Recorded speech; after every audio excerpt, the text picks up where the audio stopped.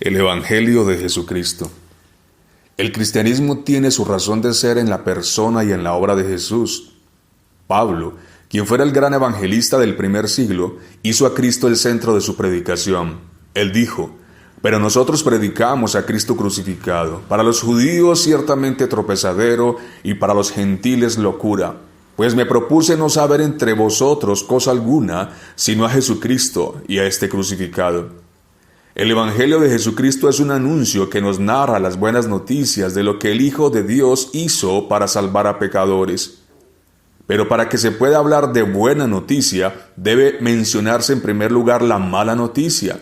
El brillo de un maravilloso anuncio siempre tiene como trasfondo una mala situación. La mala noticia. El hombre, quien fuera creado a imagen y semejanza de Dios y en comunión y dependencia de Él, decidió rebelarse contra la autoridad divina. Esto trajo enemistad con Dios, introdujo el pecado y la muerte. Como Adán era cabeza representativa de toda la humanidad, su transgresión afectó a todos los que de él vinieron después. En Romanos capítulo 5 encontramos estas ideas. El pecado entró en el mundo por un hombre, y por el pecado la muerte. Así la muerte pasó a todos los hombres, por cuanto todos pecaron. Por la transgresión de uno solo reinó la muerte.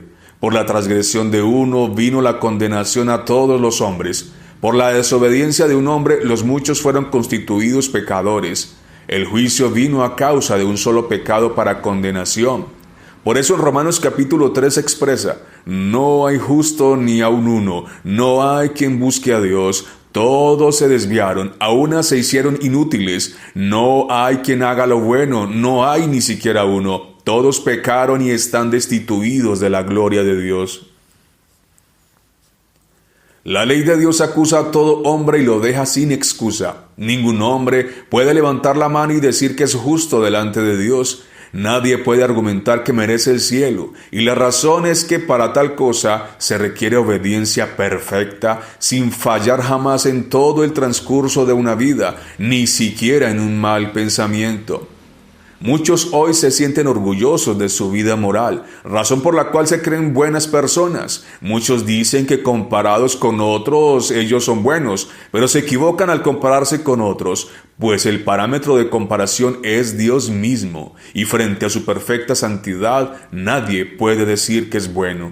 En Marcos 10:18, Jesús le habla a un hombre rico y le dice: ¿por qué me llamas bueno? Ninguno hay bueno, sino solo uno, Dios. El primer paso para apreciar la buena noticia del Evangelio es aceptar la mala noticia de que no somos buenos. La realidad que nos dibuja la santa palabra de Dios es que somos pecadores y estamos destituidos de la gloria de Dios. La mala noticia es que un Dios justo y bueno no pasará por alto su perfecta justicia, pues dice la palabra que Dios de ningún modo tendrá por inocente al culpable. Si todos nosotros somos culpables, no solo por ser descendientes de un hombre pecador, sino además por practicar el pecado, luego entonces tenemos un grave problema frente a la justicia perfecta de Dios. Un Dios de perfecta justicia no puede pasar por alto el atentado contra su gobierno, y eso es malo para el pecador, por cuanto si muere sin venir a cuentas frente a su Creador, deberá enfrentar eternamente la ira de aquel a quien ha ofendido. La mala noticia para el hombre pecador y culpable es que él nada puede hacer por su propia cuenta para solucionar este gran problema. Ni las religiones, ni las obras, ni la vida moral, absolutamente nada de lo que haga puede ser aceptado para la satisfacción de la justicia divina. La buena noticia. La buena noticia que solo el Evangelio anuncia es que Cristo soluciona el problema que nuestro pecado crea. En Romanos 5 encontramos estas ideas. Por la justicia de Cristo vino a todos los hombres la justificación de vida. Por la obediencia de Cristo, los muchos serán constituidos justos. Justificados pues por la fe, tenemos paz para con Dios por medio de nuestro Señor Jesucristo, porque Cristo, cuando aún éramos débiles, a su tiempo murió por los impíos. Mas Dios muestra su amor para con nosotros, en que siendo aún pecadores, Cristo murió por nosotros. Siendo enemigos, fuimos reconciliados con Dios por la muerte de su Hijo. El maravilloso anuncio que solo el Evangelio proclama es que Cristo se ofreció a sí mismo en reemplazo de pecadores para satisfacer la perfecta justicia del Padre. Por eso Pablo se propuso anunciar a Jesucristo y a este crucificado, porque es en la muerte sustitutiva de nuestro bendito Salvador que el hombre puede ser reconciliado con su Creador. Después de que el cielo se obscurece por las tinieblas del pecado, aparece la luz del sol de justicia para deshacer toda oscuridad. Cristo hizo lo que ninguno de nosotros puede hacer, y eso es vivir perfectamente conforme a la ley de Dios. Su obediencia es perfecta, y esto es buena noticia, porque si el pecador cree en Cristo, como dice la Escritura, toda la vida del Hijo de Dios se le contará a su favor en el día del juicio. La gloriosa noticia del Evangelio es que la obediencia de Cristo le es otorgada al pecador que cree y se arrepiente. Cristo obedece y el pecado es declarado justo por medio de la fe. Pero Cristo no solo vivió conforme a la ley para otorgarnos su perfecta justicia, Él también murió para cancelar la deuda impagable que teníamos. Solo la bendita sangre del Cordero de Dios servía como el pago por nuestras innumerables maldades. El glorioso sustituto muere para que el pecador ponga su confianza en Él y reciba por la sola fe el perdón de sus pecados y la vida eterna. Esto es maravilloso, pues lo único que hace el pecador es creer y arrepentirse.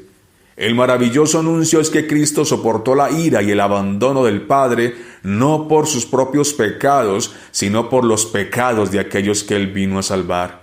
Cristo se interpone entre el pecador y la justicia del Padre para recibir Cristo el golpe y los que creen y se arrepienten recibir el beneficio.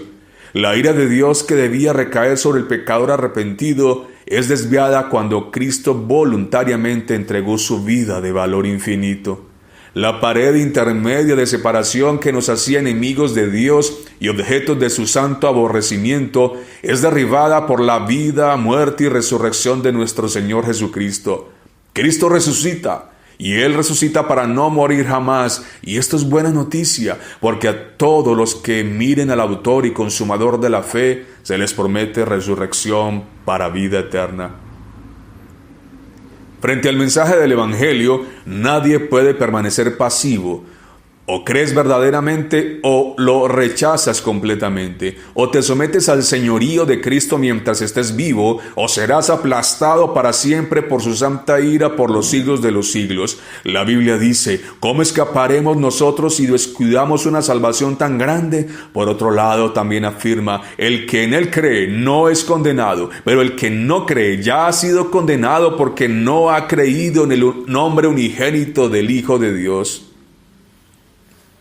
El que recibe este anuncio con mente y corazón, el Santo Espíritu lo trae a la vida para que pueda ver que Cristo es precioso, para que quede unido al más hermoso de los hijos de los hombres por toda la eternidad, en deleite, admiración, exaltación y contemplación sin fin.